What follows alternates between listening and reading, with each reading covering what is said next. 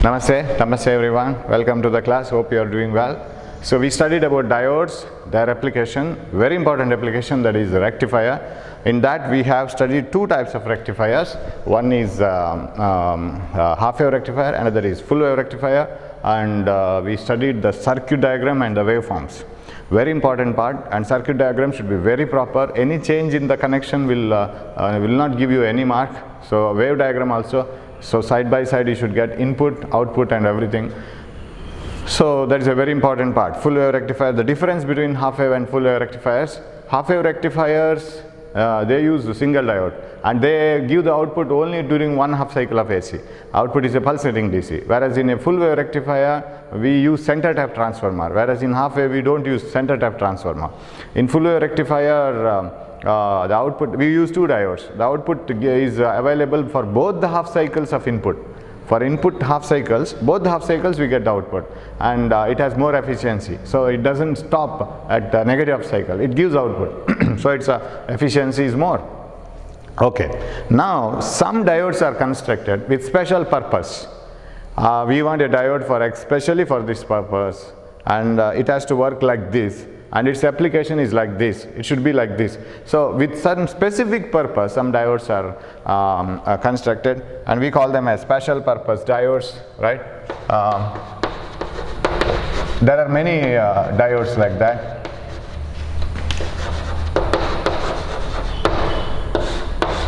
One is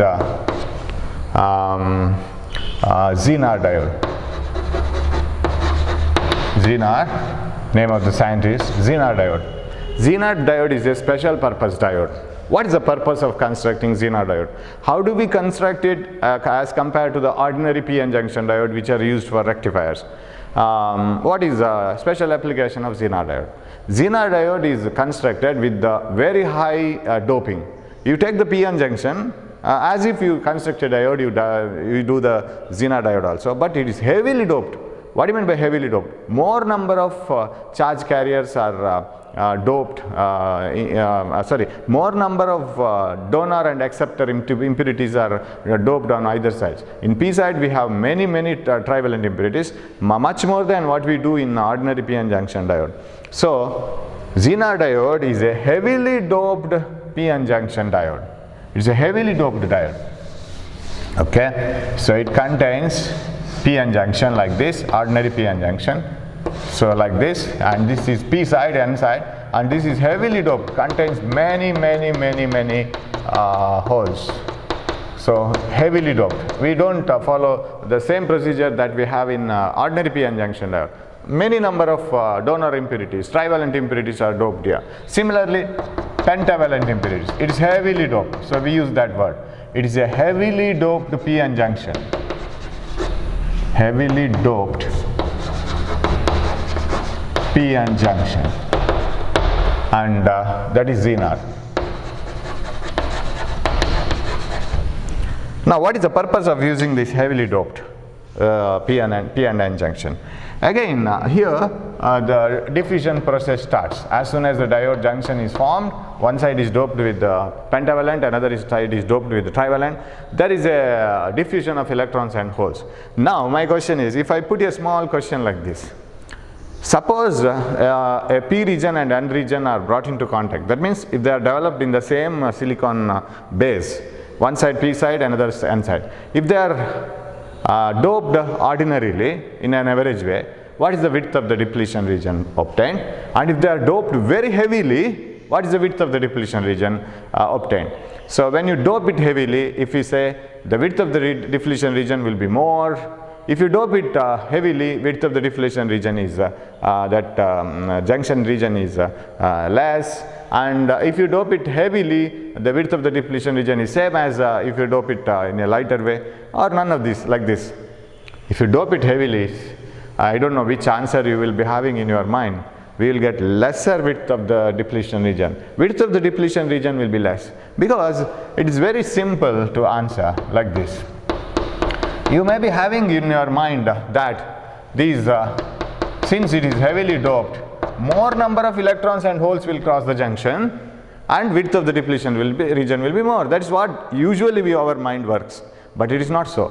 See, as the electrons and holes cross the junction, you know that one electron here, an electron which is not having the job of covalent bond or forming the bond between the neighboring atoms, which is not shared, which is called free electron, because this is pentavalent atom. Only 4 valence electrons are enough to form the bond. 5th one is free. So that free electron can move here, right, to the p region. When that electron moves to the p region, it can combine with the hole. Remember, when that electron comes to the p region, it gets more chances of combining with the holes, because there are more number of holes here, more number of vacant bonds, right? Bonds require some electrons. They are acceptor impurities. Boron atoms or trivalent atoms will be waiting for the electrons to complete the bond, because one bond is kept vacant.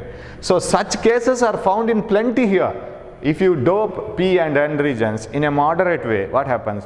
When an electron from here comes here, the chance of getting another vacant bond is less, because it is not doped heavily. Suppose it is doped heavily, the chance of getting vacant bonds is more. So electrons, as they come here, they get the vacant bonds or holes very quickly in this region. So within a small region itself, electrons will get more and more these holes. So what happens? You know that even in an ordinary p-n junction, as the electrons move from one region to another region, this side gets negatively charged, because these electrons will combine with these holes, and this boron atom or this trivalent atom is now having an extra electron, so which has been given by the other side pentavalent atom. So this is negative ion now, right? So this is negatively charged, you know this process. And whereas, since this electron is lost from this region, I'm differentiating p and n region like this. Since the electrons are lost from this region, this gets positively charged. So a potential difference is developed. Now as the potential difference, and you know how will be that barrier potential, this will be plus, this will be minus and this will be plus, because electrons have gone here, this is negatively charged and this has lost electrons, this is positively charged. So there is a barrier potential developed, and remember, this barrier potential developed will avoid the further migration of electrons and holes, because this negative charge developed here, developed in this region, will start opposing the arrival of these electrons, and this positive charge developed here will oppose the arrival of the holes to this region. So next coming electrons and holes will find it difficult to cross the junction, because already migrated electrons and holes, diffused electrons and holes have created a positive and negative charge. That positive and negative charge will oppose. So as the time passes, the flow of electrons and holes, diffusion of electrons and holes comes to an end, because this barrier potential avoids it. Okay, because that barrier potential itself is developed because of the migration of electrons and holes. Further migration is avoided by this. Now my answer is, why the depletion region will be very thin if it is heavily doped.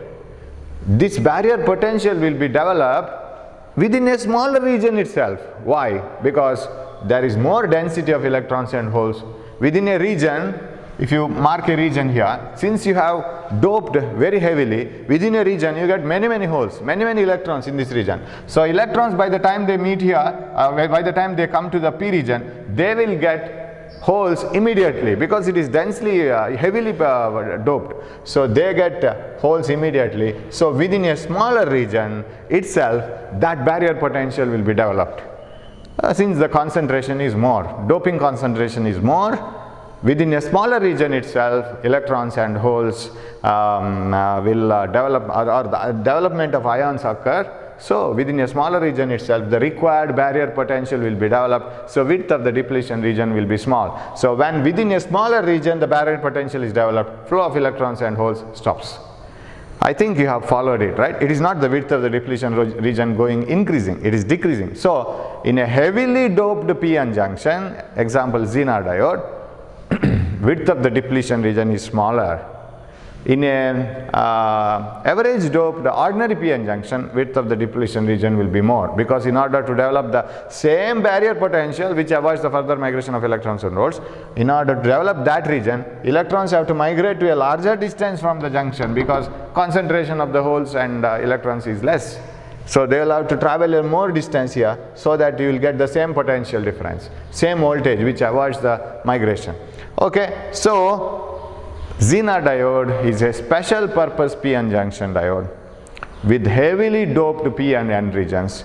Due to this heavily doping, the width of the depletion region is very small. And remember, when the width of the depletion region is very small, the electric field will be very, very strong. If you have not watched this electric field and potential chapter, I will just give you a connection here.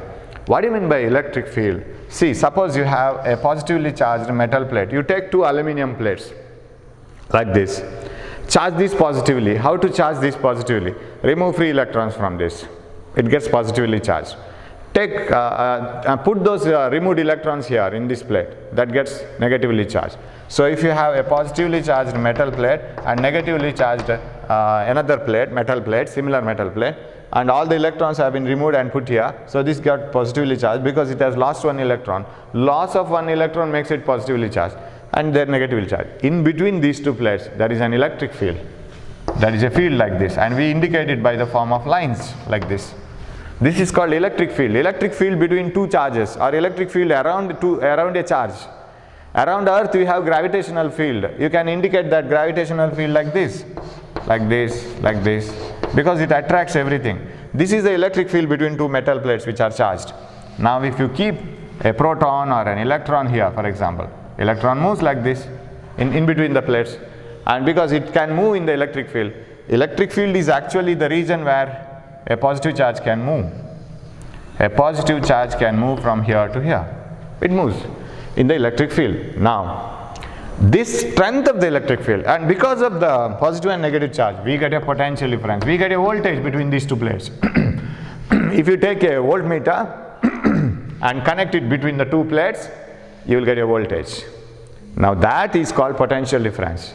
The ability of this plate and ability of this plate, that is compared, and that is called potential difference. Now the electric field is, suppose the distance between the plates is d, electric field is given by potential difference divided by distance. The strength of the electric field, how strong the electric field is, it is measured by the potential difference divided by the distance. I am roughly explaining this because I want to prove one sentence here. I want to make the one sentence very clear. So if you bring these plates closer and closer and closer with the same charge, strength of the electric field goes on increasing, but the potential difference doesn't change. The voltage difference between the two plates doesn't change. So as the plates are brought closer and closer, field strength goes on increasing. When you come back to this Zener diode, what happens? Electrons and holes will cross the junction. As they cross the junction, they get their friends immediately because it is heavily doped. Electrons will get holes immediately here, and they get ionized because the acceptor atoms get ionized because they have received one electron. So we have immobile ions here. So these are negative ions because these are the atoms which have lost one electron.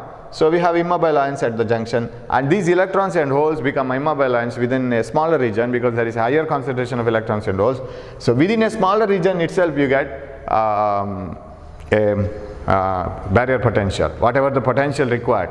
And when the barrier potential is reached a certain value, the flow of electrons and holes stops because already these electrons which have arrived here will oppose the arrival of the next electron because this is negatively charged. Now within a smaller region, smaller width, we have got the barrier potential. So what about the electric field here? Electric field is strong. So we get a strong electric field. Whereas in an ordinary diode, this electric field will not be very strong. Whatever the electric field we have here, it will not be very strong because we don't dope it so heavily. So electrons and holes will form the barrier potential within a larger region, because electrons will have to travel a larger distance to have the holes. So barrier potential will be developed within a larger width. When the width is larger, field will be very less. So you have to mention this sentence. What is a Zener diode? Zener diode is a special purpose diode constructed by heavily doped p and n regions. What is the use of heavily doping? Because of heavily doping, width of the depletion region will be smaller. Since width of the depletion region is smaller, the very strong electric field is developed in the junction. Okay, let it be. Now, because of this, we don't have any special characteristic during the forward bias. Forward bias characteristic of a Zener diode is very similar to the that ordinary diode, right? So it is like this. What is that characteristic? Up to some voltage you don't get current, and after that you will get current increasing suddenly. So this is current and this is voltage, and this is called cut-in voltage, right? The voltage after which you get current suddenly, because this barrier potential avoids the further migration of electrons and holes. If you want further electrons and holes to migrate, what you have to do is you have to drive it by an external battery, what is called biasing, and this is called forward bias, right? Connecting the P region to the positive and N region to the negative of the battery is called forward bias, and this gives current after cut-in voltage, because electrons and holes they can't cross the junction. They must be given energy which is more than this the energy which avoids them to move. That is in terms of potential, if I can say, barrier potential. Yeah, this voltage should cross the barrier potential. So this is cut-in voltage. Now, Zener diode is a special purpose diode which is always used in reverse bias. It is a special diode constructed only to work in a reverse bias. Reverse bias. Okay. Sir, why it is reverse bias? Because we have that purpose. See, we will see what is the special use in the reverse bias. You see, when a Zener diode is reverse biased, P side is connected to the negative of the battery and N side is connected to the positive of the battery, minus plus. It is in the reverse bias. Now, if you increase this voltage, you know that you shouldn't go in an ordinary diode. If the reverse bias is increased, only minority carriers will cross the junction. Why? Because for minority carriers, it is a forward bias, right? Minus, shall I use a different color? Minus, minus, plus. It is forward bias because minus is connected to minus, plus is connected to plus. So they cross the junction. They produce a very small current. And in an ordinary diode, if the voltage is too high, then the width of the depletion region will increase, and that will damage the diode after a voltage called breakdown voltage. Now, Zener diode is operated in the breakdown region, but not this breakdown. There is one more here. How it is done? We get, that is not this breakdown. Before that itself we get a breakdown here. We get a high current. How it is so? Now, during reverse bias, since this electric field is very strong, when you reverse bias this, you get a very strong electric field. Because already we have created a junction within a smaller region, so we know that electric field E is V by D. As distance is smaller, electric field is stronger. We have put a reverse bias over this, and again this will add to the electric field. When the electric field is very strong, what happens is, you know, you have studied in that emission of electrons. In what way you can remove the electrons? There are different ways. You can supply energy in the form of light and remove the electrons. What is that called? That process is called photoelectric emission. And if you want to remove electrons, you can supply the energy in the form of heat. That is called thermionic emission. And you can supply the energy in the form of electric field. Do you remember that? Electric and magnetic field. That is called field emission. So electrons in the outermost energy level, they will be waiting for becoming free, because they are loosely bound to the nucleus. So if some energy, positive energy is supplied, they will absorb it and they will come out. They will become free. Now, either they will become free or they will come out of the metal. If the energy supplied is very much enough, they will come out of the metal. That is what you call photoelectric emission. Now, let us try to apply this electric field, whatever is developed. We have a very strong electric field, and moreover this is supporting it. You see, it is in the same polarity, right? So, when a strong electric field is supplied to the junction, the junction electric field will be strong enough to remove the electrons from the host atoms. What are host atoms? Here, it is the P region, right? P region of the semiconductor, silicon atoms.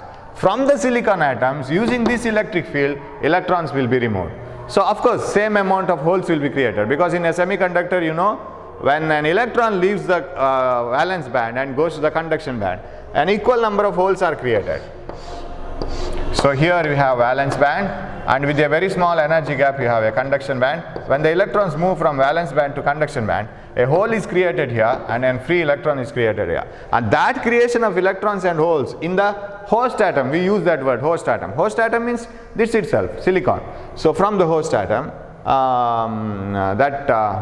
that electric field can remove electrons from the host atom. Say for example, from this p side silicon atoms which are not doped now, there are some silicon atoms, right? There are plenty of silicon atoms along with doped atoms. The number of doped atoms will be less. Okay, here so we have plenty of silicon atoms. From the silicon atoms, this electric field developed can remove electrons. So when those electrons are removed, equal number of holes and electrons will be created, and those electrons and holes can cross the junction now. So we have plenty of charge carriers, and those charge carriers can flow. Of course, electrons can flow from here to here and holes can move from here to here. Otherwise, we will have only current due to minority carriers, isn't it? Other than that, we don't have much current. But in a reverse biased Zener diode, since the electric field developed at the junction is very strong due to the heavily doping characteristic, we have a strong electric field in the reverse bias. That electric field removes electrons and it generates electrons and holes in the atoms, and in the atoms outermost electrons, valence electrons will absorb the energy and they will become free, and energy from the electric field, and they will become free, and those electrons and holes along with the minority carriers, they cross the junction and increase the current. So up to certain voltage we don't have much current, that is only because of minority carriers. But when the electric field is strong enough to remove the charges and produce electron hole pairs in plenty of numbers, the current starts increasing. After that, the current starts increasing, and after that, you see, whatever, and this voltage at which the current increases sharply, that is called Zener breakdown. This is not a breakdown where atoms will break up and bonds will be permanently broken and electrons and holes will move randomly. It is not so as if we have the breakdown in a p-n junction. This is a repairable one, because if you stop supplying such a high electric field, what happens is these electrons can come back. This is a reversible process. This is not a damaging process. So Zener breakdown is a safe breakdown. It is not like that ordinary junction diode breakdown. It is once you go to that breakdown in ordinary diode, it is completely spoiled. Okay, so this so once the electric field is strong enough in the reverse bias, it is strong enough to remove electrons from the silicon atoms or whatever the semiconductor you have used, electron hole pairs will be created. They cross the junction along with the minority carriers, so you will have a drift current, and that will be larger compared to the ordinary current here. So current is here, reverse bias current. So this is reverse bias voltage, reverse bias current. Current increases sharply. But here you see one special idea or special characteristic. Whatever be the voltage or whatever be the current increase, what is the voltage for this current Zener breakdown? So say this is some breakdown voltage is some say 4 volt. For 4 volt, for this current, voltage is 4 volt. For this current, voltage is 4 volt. What about for any other current? Voltage is same, 4 volt. There is a very small change in the voltage for these currents, right? That means whether current increases sharply, voltage doesn't remain. Voltage remains the same. For all these currents here, voltage is a constant, right? For all the currents here, voltage is a constant. So that is what is called regulator. What is a voltage regulator? This is the special application of Zener diode. What is a voltage regulator? Voltage regulator is a device, or it's a circuit which controls the output voltage and maintains it steadily, whatever be the variation in the input.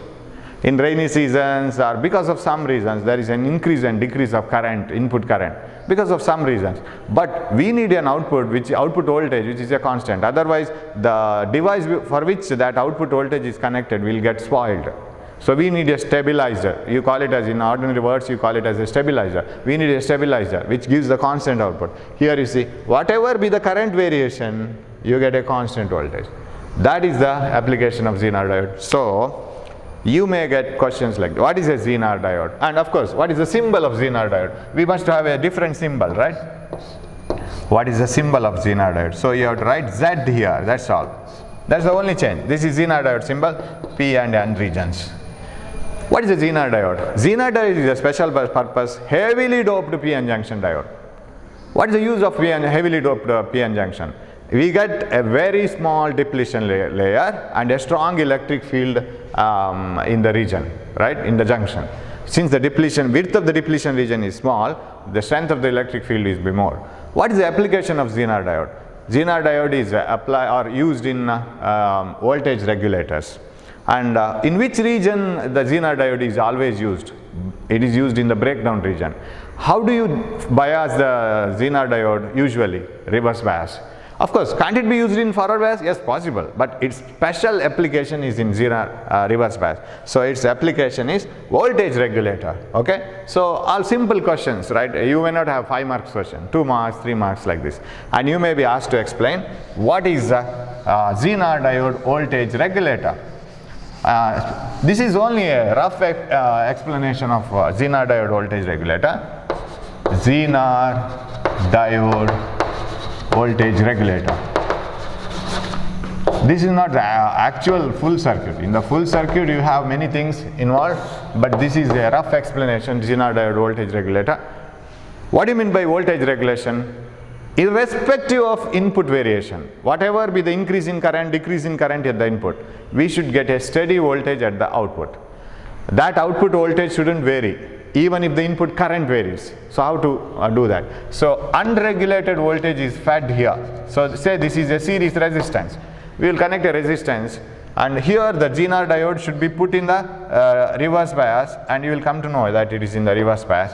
This is the Zener diode, and here is the input, and we get the output here. This is the load resistance. What do you mean by load resistance?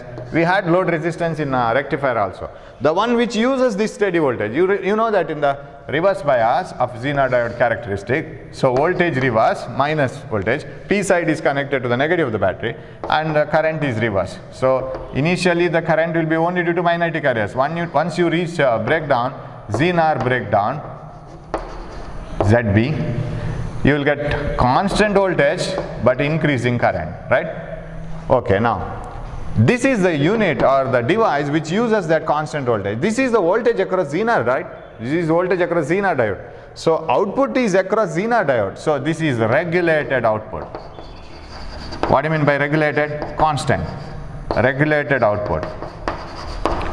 This is unregulated input. Unregulated input here. So all these things should be clearly mentioned. So unregulated input is here and regulated output is here. Let a current flow here. Let this be the current which is varying continuously. But we don't want such a variable current to our sensitive device like a computer or fridge or anything that we use in our house. This current, if it flows directly to the instrument gets spoiled. So let the current flow through the resistor. Suppose this input current increases by some reason. Suddenly the input current increases. Now what happens? When the input current increases, voltage across RS increases. Because you know that voltage, Ohm's law, V is equal to IR. Right? V equal to IR. That is simple Ohm's law. So when V is equal to IR, voltage across this increases. But same current flows through the Zener diode also. But what about across the Zener diode? See, we have taken output across the Zener diode. This is fridge, this is computer, this is a sensitive instrument which is connected to the Zener diode. Even if the current increases from this value to this value, voltage almost remains the same, right? There is a very small change in the voltage value. Voltage almost remains the same.